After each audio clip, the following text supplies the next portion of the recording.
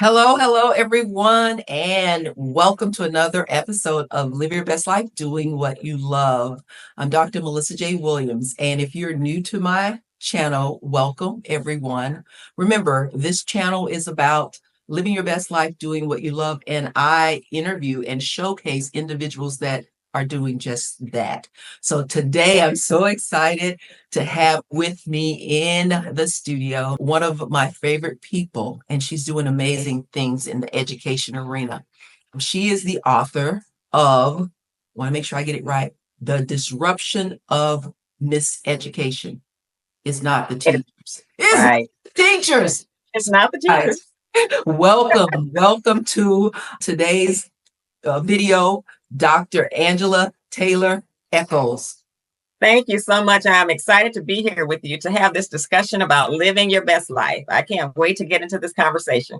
Oh, wow. So thank you so much. So we're going to get in. So I don't know how many of you all in the audience know about Dr. Angela Eccles, but I want her to kind of talk to us and tell her story, like who she is. Give us a little back story of who she is and how she got started with this passion of hers, which is education. So, Okay. All right. So I spent 32 years in public K-12 education. I was everything from a classroom teacher to a demonstration teacher, which meant that other teachers came into my classroom to watch me teach. And then later on, I became a professional development facilitator. And in that role, I went around to all the kindergarten through fifth grade classes in my district and taught ELA skills to the teachers. And then later on, I became an assistant principal, and then I became a principal. And during that same time, for 19 years, I was a professor in a college. And I taught students working on their master's in the art of teaching. And I also taught students working on their initial teaching certification. So I've been in education for well over 30 years, and I have loved every single minute of it. okay, I love that. I love that. So you mentioned ELS. I think I know what that is. I think it's English. What is that? English language arts, as ELA. So Okay. I'm sorry, we do acronyms in education. I have to remember everyone is not in education. So English language arts skills.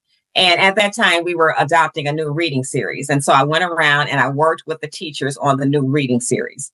And, I just forgot to also mention that I'm a wife and a mother. And, I'm just enjoying life right now. I love it. I love it. So I would say, well, I'll ask you, what do you think your superpower is, and when did you discover what it was? Yeah. So in 2018, God gave me the vision for my book. And my book is called The Disruption of Miseducation. It is not the teachers. And I was starting to feel grieved as an educator because I went into education because I love children and I wanted to make a difference in their lives. And most teachers go into education for that same reason. But I started noticing as I was going around working with teachers that teachers were feeling grieved in the field of education. They were feeling that their autonomy was being stripped. They were being faced with high stakes testing, high stakes teacher evaluations, and people who are not educators were making decisions for teachers. And so I saw teachers have heart attacks on the job, teachers have stress and anxiety. And so God gave me the vision for that book. And in my book, I talk about what happened in public K-12 education, why so many teachers are leaving, and I give school leaders strategies to keep them in. I talk about how high stakes testing caused teachers to focus on testing, and focusing on testing caused teachers a high level of stress because their evaluation is now tied to this test. And it's just a ripple effect. And I also talk about how teachers are not treated as the experts in their field. And then I give school leaders strategies. So my superpower is empowering teachers through their principal and their superintendent. So my target market is superintendents, principals, and school leaders. And I work with school leaders on empowering teachers, bringing teachers to the table. Because if we bring teachers to the table, they're the experts. And we can work together as school leaders to help teachers and empower them to do their job. So my superpower is empowering superintendents, principals, and school leaders, which in turn will empower teachers. I love it. I love it. So Yeah, what's amazing about, I guess, this channel is that there's so many individuals out there doing amazing things. And, I want to make sure that I showcase the vast number of individuals that are out there living in their divine purpose and waking up every day empowered and fueled, right, to go out and to make a difference. And I love that because that's obviously what you've been doing for the last several years. So I want to go over to the left a little bit and Okay. talk about what have you seen in the last, maybe I'm going to say 10 years. I'll go back 10 years. What have you seen that has changed in the classroom? And I know that one of the things you already said is that teachers are being stressed or pressured to do well or to have their students test well.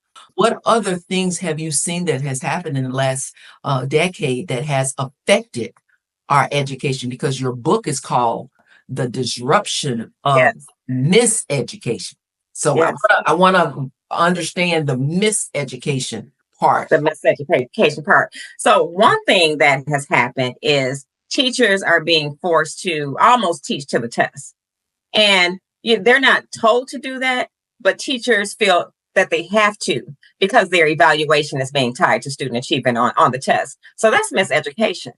And then another thing that has happened over the last 10 years is pacing guides. And so some school districts have what's called pacing guides. And so they'll say to the teachers, you're at this month of the year, you need to be teaching this particular skill. And the students may not necessarily be ready for that skill. But according to the pacing guide, in order to get through the entire curriculum, you need to be right here, right now. And so teachers are feeling stressed to have to do that.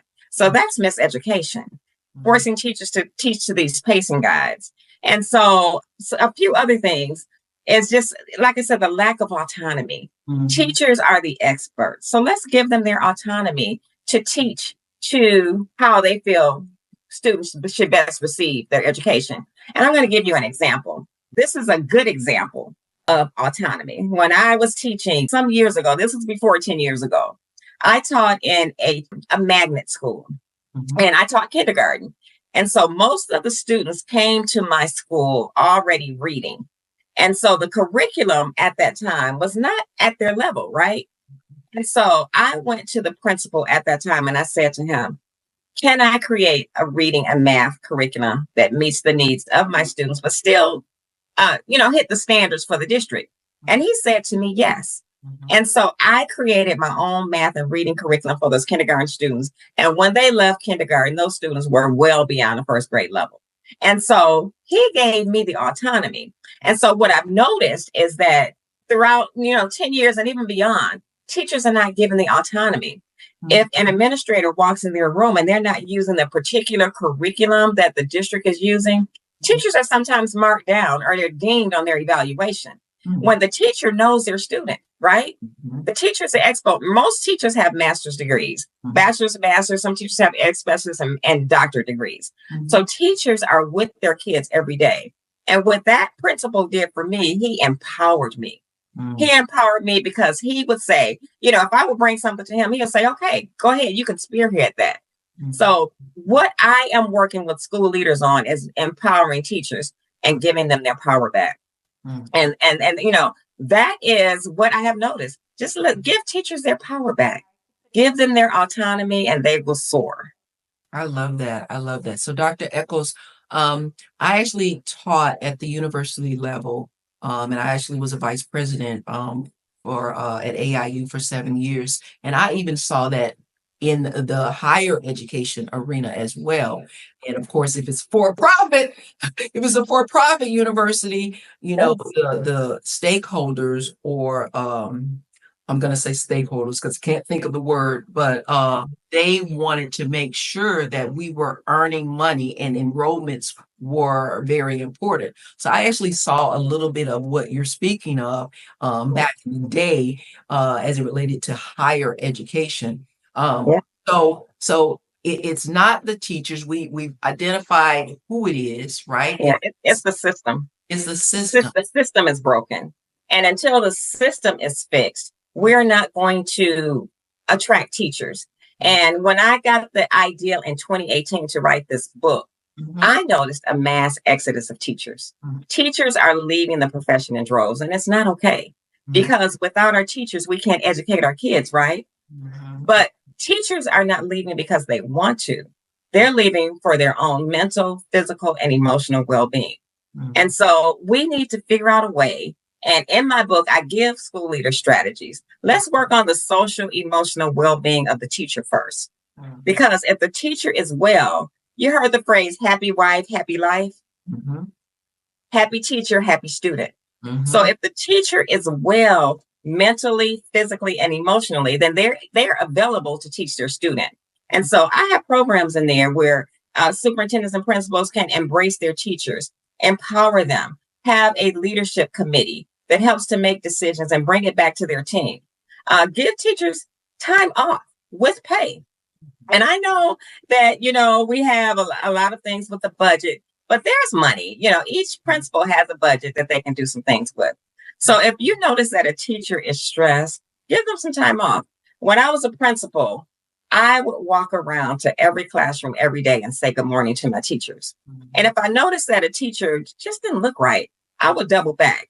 And I'll never forget, I double back to a teacher because when I walked in her room, I could just tell she did not look right.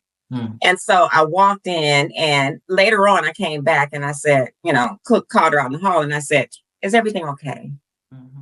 You just don't look like yourself. And she shared something really, really personal with me. And I told her, I said, go home. I will cover your class the rest of the day. So as school leaders, we can't ever forget what it means to be a teacher.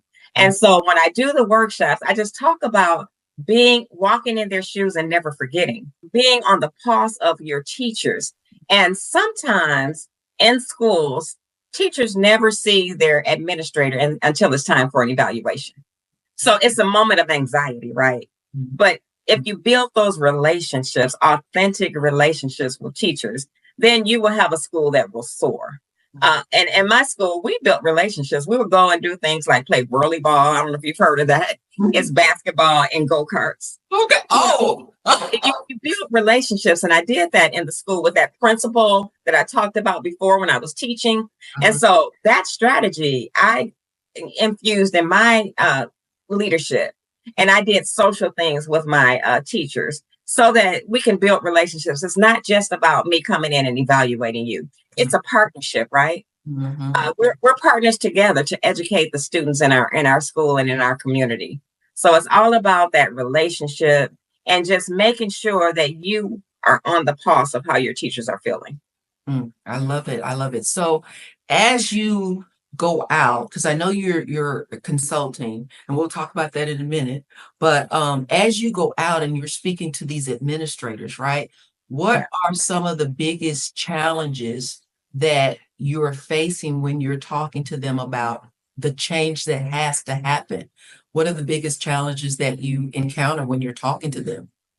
Well, everything in education is surrounded by politics, right? And bureaucracy.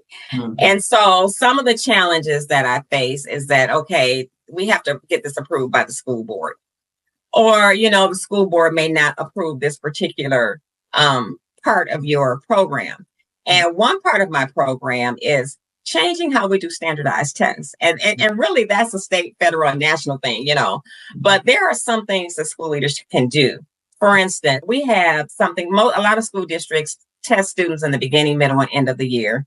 And then they have an end of the year final assessment.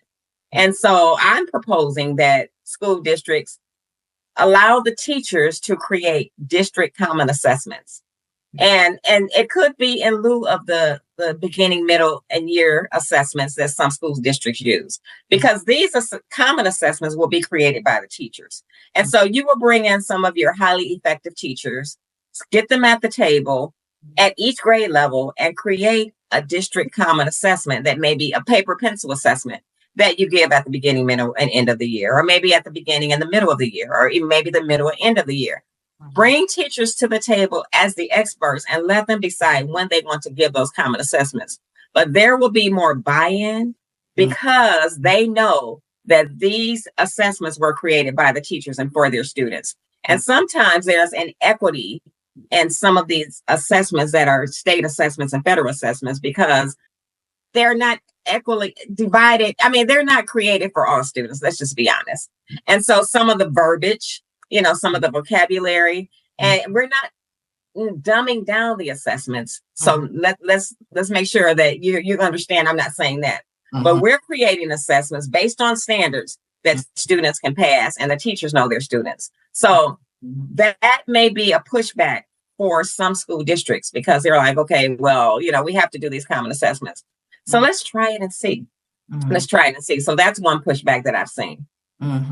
Now, with that being said, what can parents do, right, to assist the teachers in the classroom with making everything more effective, right? Or can the parents do? So the parents need to be involved. And a lot of times parents, especially in underserved communities, parents are not involved. And so as the school leader and as the school community, it is our responsibility to reach out to the parents and help them to feel empowered. And sometimes parents are not involved because they had a negative experience as a student. And so teachers and school leaders can bring the parents in and just bring them to the table and make them feel empowered. Tell them, we're looking at assessments. What do you think? And just involve them in help and making the decisions and let them know that these are some things we're thinking. What do you think? And as parents feel like their opinion is valued, they will start to come to the school more. Invite them in for Parent Appreciation Day. Invite them in for Lunch with Your Child Day. Give awards to parents who are involved. And so as the parents are welcomed into the school, they will feel like, okay, my voice matters. And, it's funny because I have a program in my book called Your Voice Matters. And that's for teachers, but we can also do it for parents. But your voice matters for teachers. When principals go over the PA and just acknowledge teachers over the mic or in a newsletter, or, let them know that I acknowledge your voice and your opinion matters. So the same for parents. Let them know that their voice matters. I'll never forget. I know one principal and I left Michigan. I'm in Georgia now. And so I've actually been a consultant now for about a year and a half. But there was one principal, she would actually go to the homes.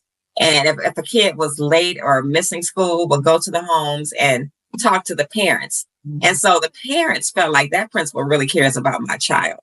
So reaching out to the parents, building relationships will help them to come to the table when it comes to making decisions for their kids. Oh, I love that. I love that. Yeah. Back in the day, and I think that even today, we should understand that it does take a village, right? It does take a village. Yeah. And so just wanted to segue for a second to, in your opinion, do you think our children of today are getting smarter, or are they, and this may be a very difficult question to answer, but are they getting smarter as it relates to, I guess, basic general education, or are they being dumbed down as it relates to this miseducation in the classroom? Okay, that's a loaded question. You know that. I know. That's a loaded question. So the miseducation, I won't say it's dumbing kids down. I don't know if I want to use that verbiage. Right. But it's not allowing teachers to teach students the way they need to be taught. Okay. I would say that if you're rushing through the curriculum, then you're missing out on some things that kids need to learn. So it's frustrating the kids. Or if you're teaching to a test so that kids can pass this test, are they really learning? So I would say that the student of the 21st century or the Gen Zs, they're learning differently. Yes. They're learning differently. They need to be hands-on. They need project-based learning. They need to be taught to their learning style. If they're auditory, visual, kinesthetic learning, if they're hands-on, the student of today needs to be taught differently. They need more technology. And now technology can have a negative impact and a positive impact. And, we have kids today who are glued to these iPads, glued to their tablets, And as a result, their social skills are just almost non-existent. Their communication skills are almost non-existent. And so we need to find a way to infuse technology because we are in a technology age, but also not depend on it.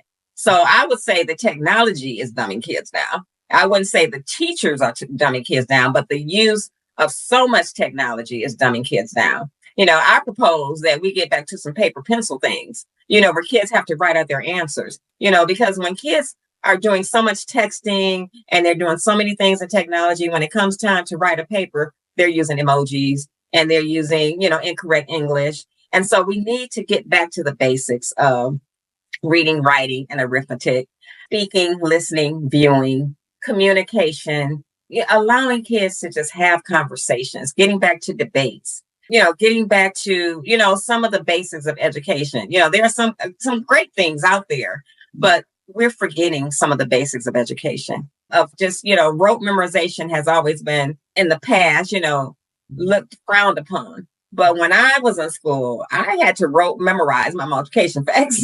I had to rote memorize my addition facts. And as a result, I know them. I knew them like the back of my hand. So there are some things that have been taken out of education that just needs to be put back in. And until we get our teachers to the table, who are the experts, we're going to continue to have miseducation of our students. I want to even stay right there for just a second, because AI is taking over, or has taken over, right? And so because I know it will have an effect in education. Yeah. In your opinion, what effect do you think that AI will have in the education system? So it's already beginning to have an effect. A lot of the teachers are using it, allowing kids to search AI to research their papers. And, even I use it when I write my contracts, but I'm finding that, AI is helping me to write my contracts more effectively. But at the same time, if I was to write it myself, it would take a lot longer. And, so there are some positive things to AI, and AI is here to stay. It's here to stay. But on the same token, I still feel like it's dumbing our kids down to a certain extent, because all they have to do is look on AI and it gives them the answer. So it's causing our kids not to think. So as an educator and in the schools, I encourage teachers to use AI, but at the same time, have kids figure out some answers on their own. If they're writing a paper, have them write their paper first and then put their paper in AI and have AI tweak and perfect their paper. Now they're using their own knowledge and skills as opposed to just depending on AI. So AI will make it better, but let's allow our kids to do their own thinking first. Do your own thinking first, put it in AI, let AI perfect it, and then you have the best of both worlds. You have the AI technology, but you also are using your own thinking and listening and viewing skills. Oh, I love that. I love that. My favorite part, this has been very interesting and very educational for me, because like I said, I've actually been out of the classroom for several years. But you know that one of my loves is government contracting, right? Yeah. And so I know that you mentioned that you are a consultant and you've been doing consulting for over, I guess, maybe a year to 2 years. So I want to talk to you about, and I know part of the answer already, your experience with government contracting, because of course I'm telling everyone, if they're wanting to grow and scale their business, that government contracting is one of those vehicles that I know for sure will allow them to be able to do just that. So talk to me about your experience as a consultant and your experience with government contracting. Okay, so I've had one contract I had with a school district. It was a small government contract, but it was a contract. So let me just be clear. I want to make sure I understand. Our school district request for proposals, government contracts. Yes, it's going to be a local or a state contract. Yes. Okay. So the first one that I got was a small contract, but I loved it because I was able to present my proposal. And I wrote the proposal after meeting with the school district based on their needs. And at that time, their need was they wanted to bring someone in who was knowledgeable about assessments. And assessments are one of the reasons teachers are leaving.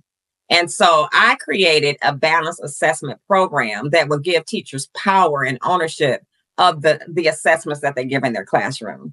And I was really, really excited to be awarded that contract. And I worked with 15 teachers in a new teacher academy. And I taught them the value of creating balanced assessments. A balanced assessment is starting with a pre-assessment, and then you go to what's called a formative or benchmark assessment. A formative assessment are the little checkpoints along the way. You know how your teachers, when you were in school, they would give you an assignment and then they would check it real quick. That's a formative assessment. Or they would give you a quick pop quiz. That's a formative assessment.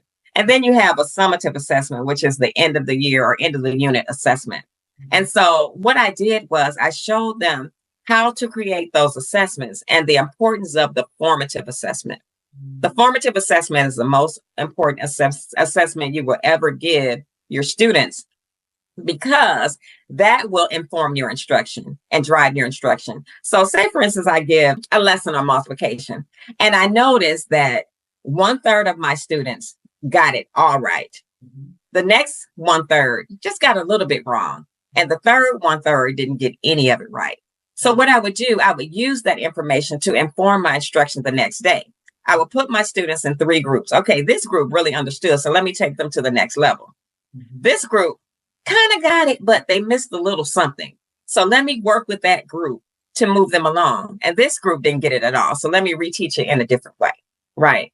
So that government contract helped to empower those teachers, because when I finished teaching them about a balanced assessment, then they worked in groups to create balanced assessments for their students, which meant that now they're empowered, and the school leaders allow them to use those balanced assessments, right? And so then I worked with you a little bit on another government contract, a request for a proposal, and this one was for school leaders. Now, let me just tell you, you have to keep applying for contracts as an entrepreneur. And you can't just put all your eggs into one basket. And because you're not going to get every contract that you apply for, and you may put your heart and soul into this contract, which it's the one that I worked with you on. I did not get that one, but it was a great request for a proposal. So it was wonderful. That was one of the best that I've seen, and I told you that. Yes, so you have to keep applying. And I'm not going to lie. When I didn't get it, it kind of knocked me off my rocker for a minute, and I had to just sit back and just say, okay, I didn't get that one. I have to just keep applying. And, someone else told me, just keep applying. A lot of people don't get the contracts because they don't apply. Sometimes it may be 1, 2, or 3 people who applied. And because of the amount of work involved, people don't apply, but you just have to keep applying. And what is for you is for you. I truly believe that what's for me is for me. I know that God had me step out of K-12 education, the 32 years, to impact education in a different way, on a broader scale. I know that the book that he gave me is to impact education on a broader scale. So, you may get more no's than yeses in the beginning, but I'm saying to entrepreneurs, just keep going. Entrepreneurship is not for the faint of heart. Most of us who are entrepreneurs have been in corporate America or K-12 education. You're used to a regular schedule. You're used to a regular paycheck every 2 weeks, but you may get a government contract that covers your whole salary in a month. So we just have to keep going, keep staying the fight, because what God has for us is for us. And we have to just stick to what God has given us to do. I love it. I love it. So, today is my first time knowing that you didn't win that one. Oh, you never I thought I told you. You didn't tell me. You didn't tell me. I thought I told you. Yes. Nope. If you did, I didn't remember you telling me. But what I tell my students is that it's okay that you didn't win, because it allows you to get better, right? Yeah.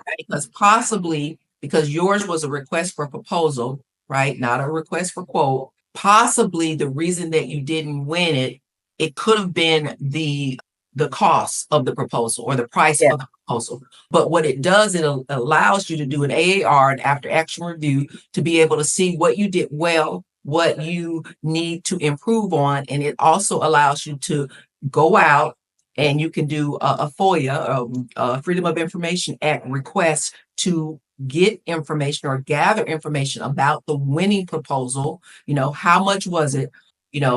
What kind of team members or experts were on that proposal, who won it, and it allows you to get better. So it's not in vain that you didn't win it, because like I said, that proposal that you wrote, it was amazing. It was totally on point. But briefly, do you recall what the amount of the winning proposal for this one was that they announced? No, you know what? I did not go back and look to see what the winning amount was. So I need to do that. Right. We always want to know who won it. Did you lose it by 10,000? Did you lose it by 100,000?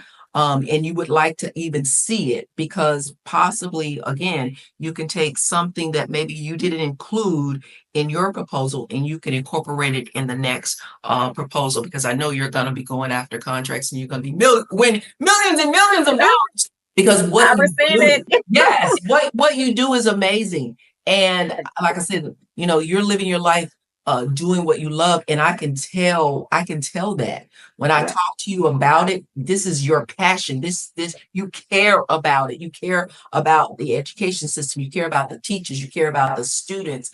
And we need, of course, more people like you that care about our babies, right? Because they're our future. Yeah. It's all about the babies at the end of the day. It is all about the babies. I can't go anywhere and see kids and not just my heart is full when I see kids. Yes. And so, and then it's all about the teachers as well, because I was a teacher for so many years, and to see my teachers hurting hurts me. Right. So it's all about the teachers, who in turn impacts our students. Right. That is crazy. Being military, like I've traveled to Asian American countries, and certainly their teachers are held to a very high esteem, and teachers and doctors. But here in the US, we have to get to that place where we honor and we support our teachers. And you're saying, just like I'm in the nursing facility and nurses are leaving the profession, partly because of COVID, and then also partly because the baby boomers are retiring. But it's very important that we figure out, quickly, how to get our teachers back, interested in the profession of teaching, and how to support them. And what you're doing is amazing. When I first started teaching, I don't mean to cut you off, but no, you're fine. You're fine. I'm dating myself now, but it was in the 80s. And whenever I would introduce myself as a teacher, there was immediate approval and respect. I had my chest poked out. Yes. But somewhere along the way, things shifted. Right. And then later on, when I would introduce myself as a teacher, people would say, "Well, I'm sorry."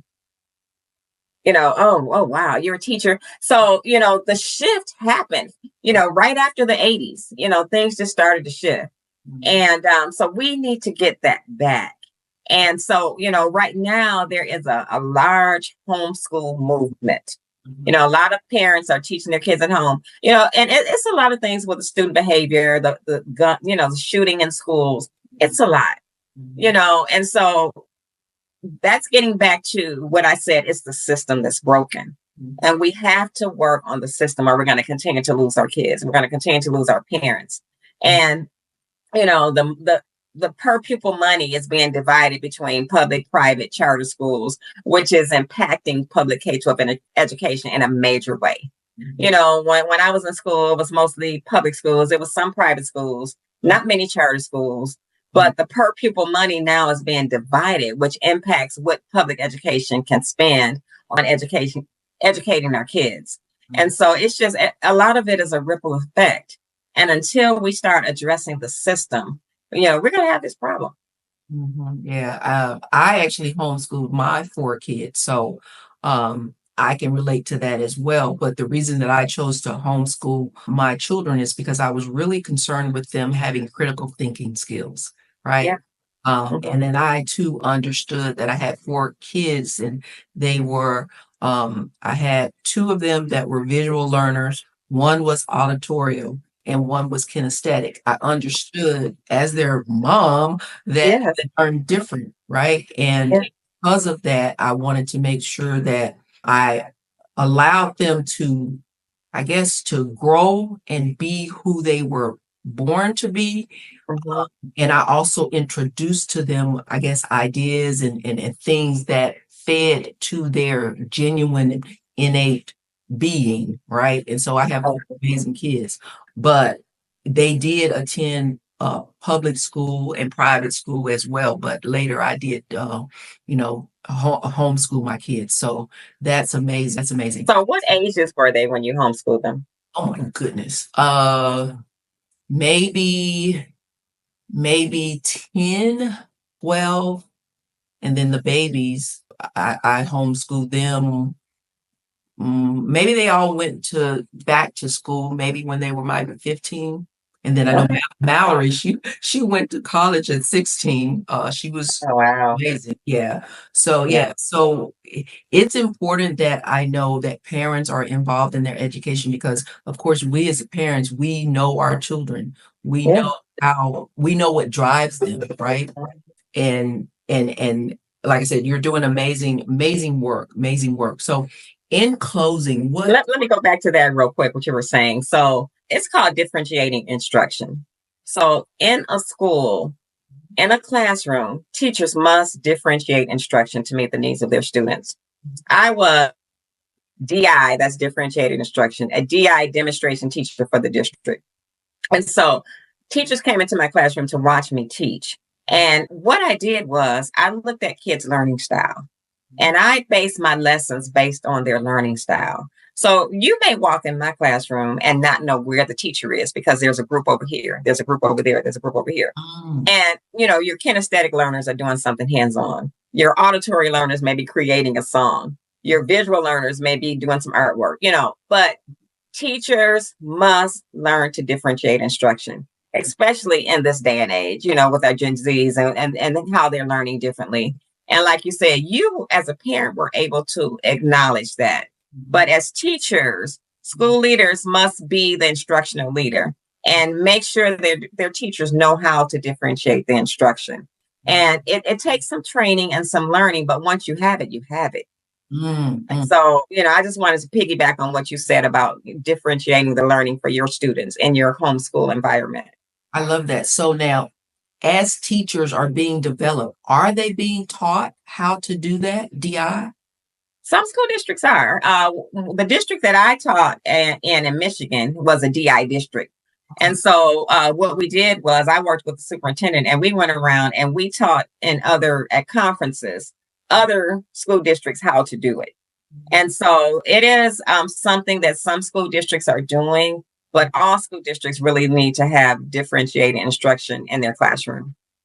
I love that. I love that. So that's new. I didn't really know about it or know the title to it. I just knew it. I was doing it. I was doing it. So this has been truly, truly amazing. Before we leave, I want you to just think about some closing remarks that you would have and want to give to our viewers. Like, what is it that you want them to leave um, this this I'm gonna get it right. What is it that you want to leave them with that will be able to motivate them to do amazing things and to assist you in this movement, be it whether they're an administrator in the education system, or whether they're a teacher, a parent, or even a child, or even a child that may be watching? Okay, so two parts. The first part is the title of this channel is Living Your Best Life Doing What You Love to Do. So I would encourage anyone on here to stay true to yourself and stay true to what God has given you to do. I'm going to give an example. When I was 5 years old, I knew I wanted to be a teacher. Oh, wow. Whenever I played school with my friends, I was the teacher. All the way through elementary school, I played school. I was the teacher. When I was 16 years old, I was a member of an active youth group at my church. And guess what my role was? Teacher. The teacher. So I would give my youth group members a scripture on Friday. The next Friday, if they got it right, they would get an A. When I was 19 years old, I taught in a private Christian school. I taught third grade in the morning and I went to college at night. When I graduated from college, I got my first job in the public school system, and I felt like I could do somersaults and flips because I achieved my dream job of becoming a teacher. I said all that to say, a lot of times we knew as a kid what we wanted to do, but maybe we got caught up in corporate America, or maybe we got caught up in one job after another job after another job. And so we kind of lost sight of the gift that God has given us. And God says our gifts will make room for us, right? So I would encourage you to stick to whatever you know God has given you to do. And entrepreneurship is not for the faint of heart. So if you decide to become an entrepreneur, maybe you'll do it while you're still working. Or like me, I left K-12 and I started my business. But surround yourself with other entrepreneurs. Surround yourself with like-minded people. And you may have some naysayers who say, oh, no, you can't do that. So don't listen to the naysayers. Surround yourself with people who will motivate you. Find a coach. I have 3 coaches, and I have a coach who said, to me, when I first started my business, I suffer from what is called imposter syndrome. And imposter syndrome is when you kind of question, am I qualified to do this? And a lot of entrepreneurs suffer imposter syndrome. And I was a teacher, I was a principal, I was a college professor for many years, but I was never an educational consultant. I was never out there on my own. I was always out there under the umbrella of a school district, under the umbrella of a superintendent. And so when I left, I suffered imposter syndrome. And one of my coaches said to me, she said, check your receipts. And I'm like, what does that mean? Check your receipts. What do you have? You have multiple degrees. You have 32 years in public K-12 education. You spoke on many stages across the country. So as I started to talk to myself, the imposter syndrome started to leave. And so the second part of your question is, how can people help me? If you know any superintendents, principals, and school leaders who are looking for an educational consultant to come in, recommend me. I am a trained speaker. I'm a motivational speaker. I do keynote speaking. I do workshops, professional development, and training. And so they can find me on drangela-taylor-eccles.com. That's my website. On Instagram, Dr. Angela Taylor-Eccles. On Facebook and LinkedIn, Dr. Angela Taylor-Eccles. And on YouTube, Dr. Angela Taylor-Eccles. So that's how your audience can help me, is to get the word out. My book is The Disruption of Miseducation. It is not the teachers. Ooh, I love it. And I love you. You are amazing. You are amazing and doing amazing work. So guys, if you found this video helpful, or you know what, if you're new to our channel, consider subscribing, clicking on the like. All of the information on how you can get in contact with Dr. Angela Taylor-Eccles is going to be in the footnotes. Purchase her book, guys. Subscribe to her channel. Join our Facebook group, We Are DBE, where, like Angela said, you will be surrounded by like-minded individuals that are doing the same thing, living their best life, doing what they love. Yes. Like doing what they love. All right, guys. So thank you so much. With that being said, thank you, Dr. Taylor. You're welcome. And I forgot to say, my book is on Amazon. Amazon, go there. Is it on Shopify too? It's on Amazon and Lulu. Amazon and Lulu. Yes. All right. Thank you, guys. As always, live your best life doing what you love. Stay healthy and happy. God bless. Yes.